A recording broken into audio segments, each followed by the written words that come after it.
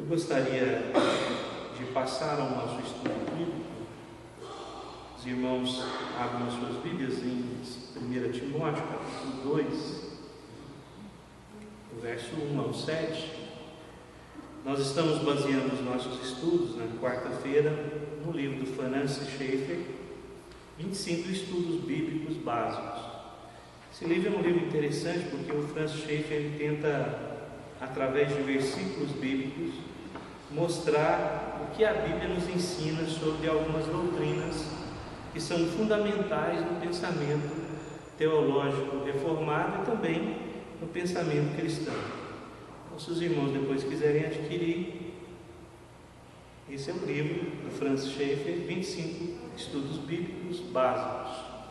Nós estamos estudando ele, nós estamos no nosso 7º estudo. E hoje nós vamos falar sobre Cristo, o mediador e a sua pessoa. Bom, é interessante quando falar do mediador, não pensar na estrutura que nós vivemos religiosa do nosso país. Nós somos um país estritamente, desde o princípio do seu descobrimento, um país católico romano. E o catolicismo, quando fala sobre mediação, nós sabemos que eles, na verdade, têm um pensamento diferenciado sobre essa questão da mediação. Eles creem que não só Jesus pode fazer essa mediação, mas há outros mediadores entre nós e Deus.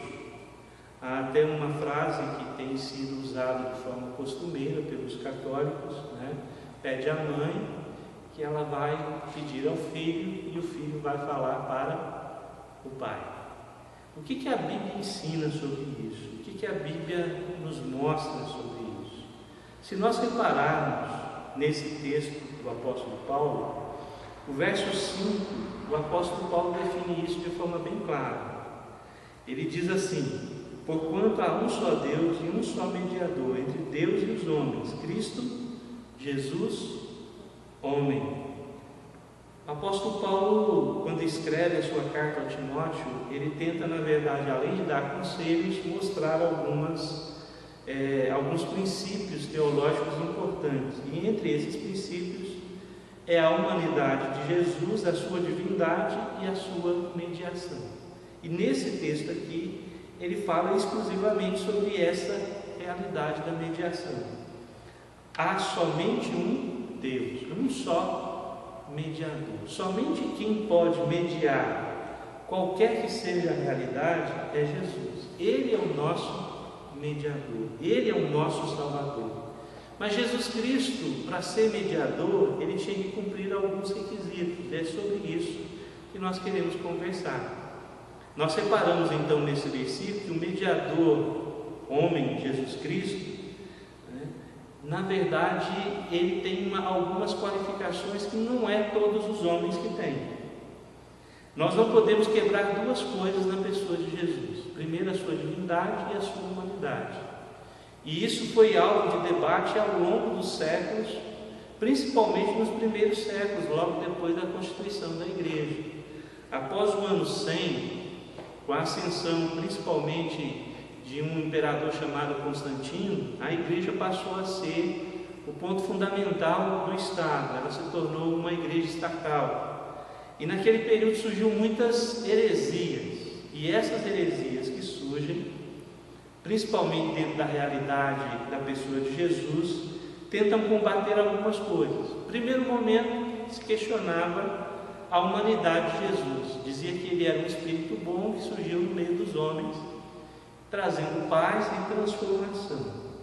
Depois parou-se de se questionar a sua humanidade e começou a questionar então a sua divindade. Até então, João escrever o seu evangelho e tentar provar a divindade de Jesus. Se nós olharmos o evangelho de João, capítulo 1, João começa falando sobre essa questão da divindade. Ele diz assim: o verbo era Deus e o verbo estava com Deus. Aí lá no verso 14 do primeiro capítulo de João, ele vai definir o que aconteceu com o verbo que era Deus. Ele diz assim: e o verbo se fez carne e habitou entre nós. O que isso significa? Significa que o próprio Deus desceu à terra para, na verdade, cumprir um requisito que havia na mediação entre nós e Deus. Vamos voltar um pouquinho, vamos voltar lá no Éden. Nós falamos na semana passada ainda sobre a questão da profecia de Jesus no Antigo Testamento, dizendo que ele um dia viria e salvaria o homem, mas ele não poderia ser um homem qualquer, ele tinha que ser Deus e homem. Sim, minha irmã.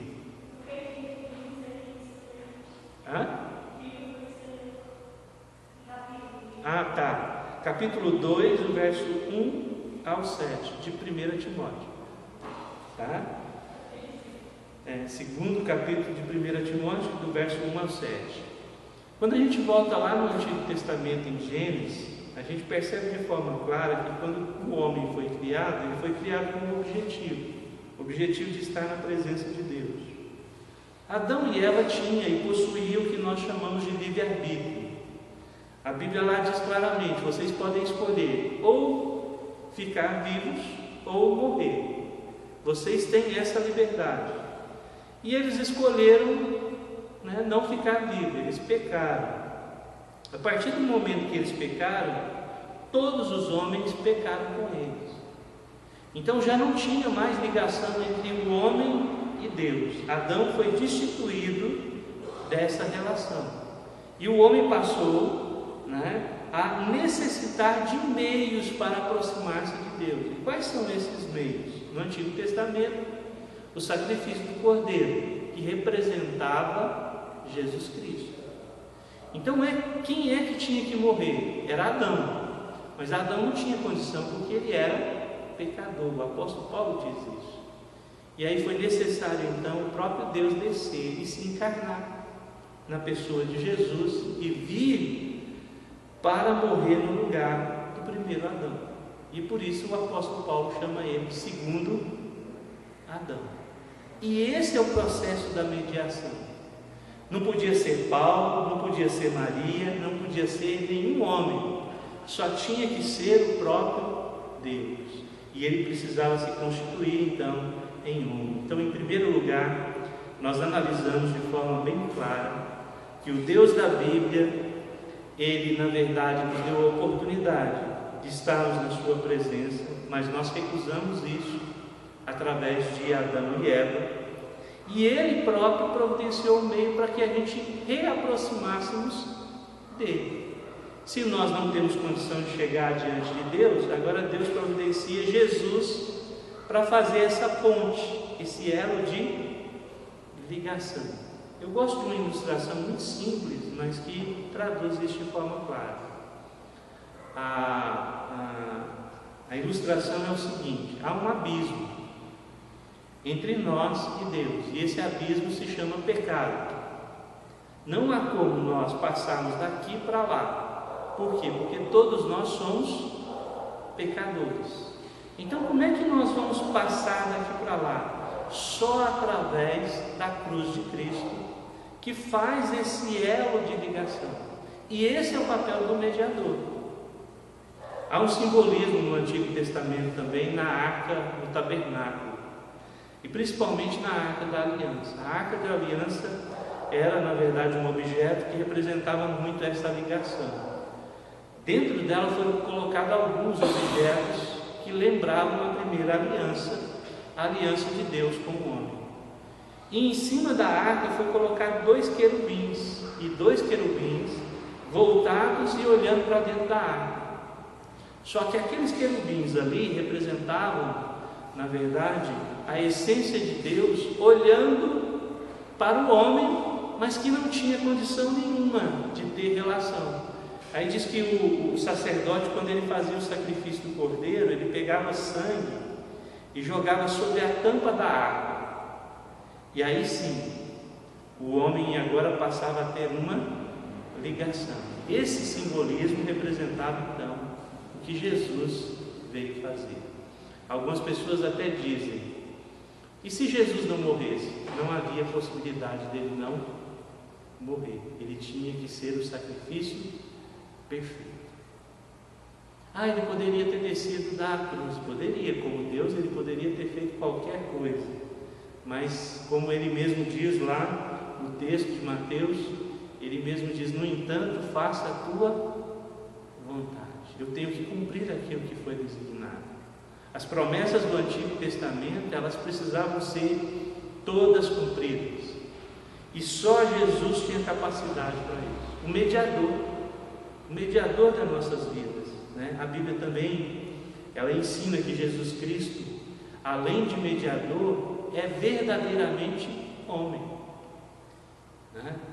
Alguns intérpretes nos dias de hoje, principalmente os testemunhos de Jeová, acreditam que Jesus, depois da encarnação, ou seja, depois da morte e ressurreição dele, era um espírito e não um ser vivente.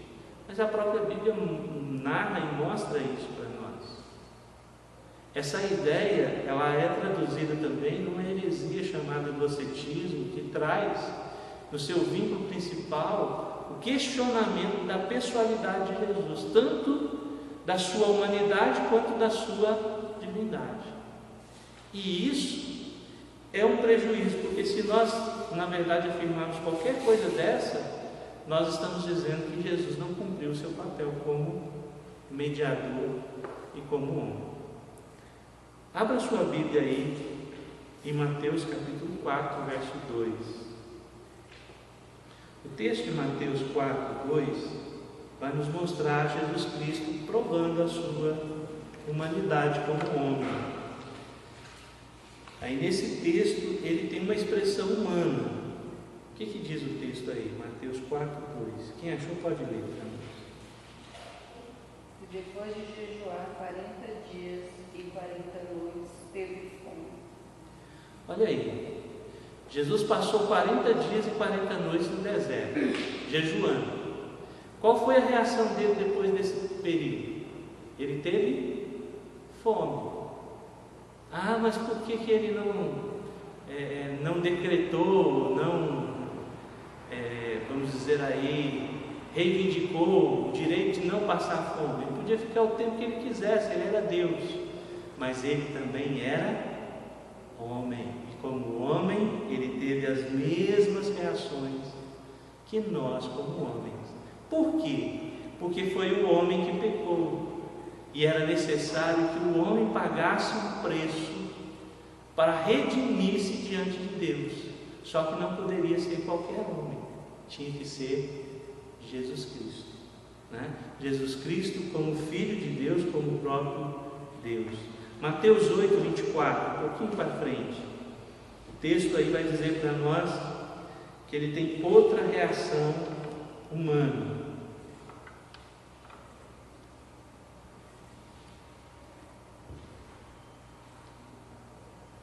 Vamos fazendo assim, quem achar, lê para nós, tá ok?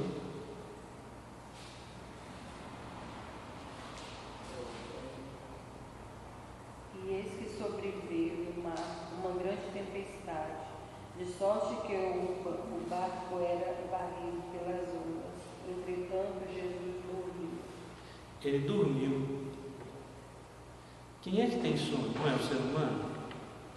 Ele, como Deus, precisava ter sono, mas ele era humano. Ele dormiu, né? Se a gente olhar, por exemplo, no capítulo 2 de Lucas, lá no verso 52, vai dizer que Jesus, na sua infância, crescia. Ele adquiria, né, tamanho, sentido físico e mental. Se nós olharmos Lucas 22, 44, ele sofreu angústia. Se nós olharmos também a própria palavra de Deus em João, capítulo 11, verso 33 e verso 35, diante da morte do seu amigo, ele chorou. Ele chorou. Jesus Cristo, ele sofreu, ele teve sede na cruz, ele se sentiu abandonado. Tudo isso são reações emocionais, físicas e humanas. Então, tentar afirmar que ele não era homem é uma heresia muito grande, que não cabe a nós, né? Que não cabe a nós. Mas, no entanto, o que é mais contundente é entender que ele tinha uma mãe Maria o acompanhou o tempo todo. E Jesus, por diversas vezes, tem contato com Maria. No primeiro milagre, em determinados momentos, Jesus repreende, dizendo: olha, quem é minha mãe, quem são meus irmãos? São esses que estão comigo. E ela pedia primazia para estar diante do filho, mas o filho estava dizendo: olha, eu era filho enquanto eu estava na sua casa, agora eu estou cumprindo o meu objetivo como o Filho de Deus. Com o Filho de Deus, eu não tenho mais relação nesse sentido com você, E os pais de Jesus, na verdade, se demonstraram isso, e Jesus se demonstrou, na verdade, homem, mas ele foi, na verdade, um homem totalmente diferente daquilo que nós entendemos, porque a própria Bíblia diz que ele estava no nosso meio, mas não era do nosso meio. Ele não tinha pecado. Ele não tinha pecado. 1 Timóteo 3,16, se os irmãos abrirem, vai nos dizer que Deus revelou a si mesmo em carne. 3,16. Quando os homens olhavam para Jesus Cristo, eles viam uma só pessoa, mas ele possuía duas naturezas. Ele é verdadeiramente Deus e verdadeiramente homem. 1 Timóteo 3,16, podem ver. O único que possui imortalidade é a vida e luz inacessível, a quem homem ou jamais viu, nem é capaz de ver, a ele homem poder ter. Olha aí, ele era um homem, mas era um homem diferenciado, um homem que possuía poder, autoridade e, acima de tudo, demonstrava total controle sobre todas as coisas. Logo no início, quando ele começa a chamar os seus discípulos, diz que ele chega perto de 2 dos discípulos e diz assim: olha, eu vi vocês orando debaixo daquela água e eu ouvi a oração de vocês. Mas como que ele ouviu se ele não estava lá? Provando então a sua onipresença. Ele também teve domínio sobre a natureza. Ele mandou uma tempestade parar, ele transformou, na verdade, água em vinho. Ele fez tantos sinais mostrando que ele tinha autoridade para tal, como o próprio Deus, mas nunca deixou de ser um homem também. Ele chora de forma amarga a morte de Lázaro, mas ele ressuscita Lázaro, mostrando poder sobre a morte, poder sobre a morte. O Deus que se tornou homem é o nosso mediador.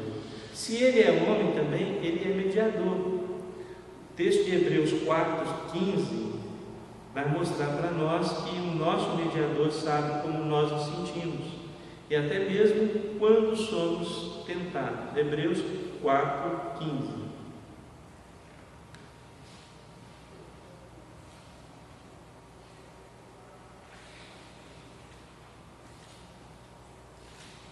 Porque não temos sumo sacerdote que não possa compadecer-se das nossas fraquezas. Antes, foi ele pecado em todas as coisas, a nossa semelhança, mas sem pecado. Isso, ele é aquele que se compadece da nossa realidade, porque ele sabe o que nós estamos passando. Isso é muito interessante. Aliado a esse texto aí, eu recomendo ler o texto de Mateus 11, o verso 28 até o 31. Que vai falar sobre: vinde a mim todos que estáis cansados e sobrecarregados. Saber disso, meus irmãos, nos traz uma segurança muito grande. Nós não podemos, na verdade, dizer, como alguns que têm os seus deuses, criados pela mente humana, que não se compadece das nossas realidades. Pelo contrário, não tiveram nenhum tipo de expectativa humana. Pensem comigo, o povo no deserto, no momento em que eles precisavam olhar para Deus, eles tiveram o desejo de criar um Deus. Eles foram lá, pegaram o ouro que estava destinado ao tabernáculo, fundiram esse ouro e fizeram um bezerro de ouro. Qual é a semelhança de um bezerro conosco? Qual é a dimensão? Qual é a expectativa? Qual o contato? de um animal com um ser humano. Eles não têm noção nenhuma. Eles são, animais selvagens, animais que têm as suas expectativas. Eles podem até ser domesticados, mas pelo homem. E o engraçado é que, em vez de o homem dominar o animal ia dominá-lo. Isso aí é uma ignorância tremenda. E nos dias de hoje acontece a mesma coisa. A mesma coisa. As pessoas adoram deuses formados por mãos humanas, mas que não tem nenhum tipo de expectativa e não tem nenhum tipo de sensibilidade, porque não tiveram e não viveram aquilo que Jesus Cristo viveu e demonstrou. A gente ouve falar, por exemplo, do Buda, mas Buda, na verdade, ele não teve contato nenhum com seus seguidores, a não ser levá-los a meditar e a chegar a uma expressão do seu conhecimento. Nós temos ainda outros grandes homens aí que são considerados como deuses, mas que não tiveram, na verdade, expectativa nenhuma, vivência nenhuma com o homem, como foi Jesus. Jesus é homem e Ele sabe o que nós precisamos. E Ele, na verdade, nos dá essa certeza. Então, meus irmãos, centenas de anos depois da promessa do Antigo Testamento, em Isaías capítulo 7, verso 14, a Virgem então veio e deu à luz a um filho. Esse será Emanuel, o Deus conosco, Príncipe da paz, Pai da eternidade. Jesus é o mediador entre nós e Deus. Poderia ser Paulo? Não, não poderia. Paulo não poderia fazer essa mediação, porque ele não era e não tinha nenhuma expectativa e não tinha nenhuma realidade daquilo que tinha Jesus Cristo. Paulo não compreendeu Jesus no primeiro momento, ele perseguiu os seus adeptos. Foi necessário ele ter um encontro pessoal, um encontro, vamos dizer assim, sobrenatural, para que ele percebesse que o Jesus que foi crucificado, na verdade, era o mediador entre o homem e Deus. Isso deve encher o nosso coração. A doutrina sobre mediação e sobre a pessoa de Jesus deve encher o nosso coração. Talvez nós não tenhamos essa dimensão, mas como eu disse, nos primeiros séculos houve-se muita morte por causa dessa doutrina, a doutrina da mediação e da pessoalidade de Jesus. Morreram muitas pessoas defendendo a humanidade e a divindade de Jesus, e outros dizendo que Jesus não passava de um espírito ou não passava de um homem comum. E até hoje, nos dias de hoje, é engraçado que as pessoas não dão importância àquilo que diz a Bíblia, A própria Bíblia fala sobre essas questões. Quer ver? Abra a sua Bíblia aí na terceira carta do apóstolo João e veja bem o que o apóstolo João diz nesse texto aqui, quando ele vai falar justamente do combate a essas realidades, sobre principalmente a falta de conhecimento ou a falta de entendimento sobre a pessoa de Jesus. Sobre a pessoa de Jesus.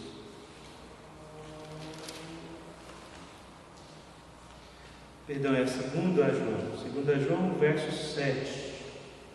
Segunda epístola de João, verso 7 em diante. João diz assim: porque muitos enganadores têm saído pelo mundo afora, os quais não confessam Jesus Cristo, vindo em carne. Assim é o enganador, é o anticristo.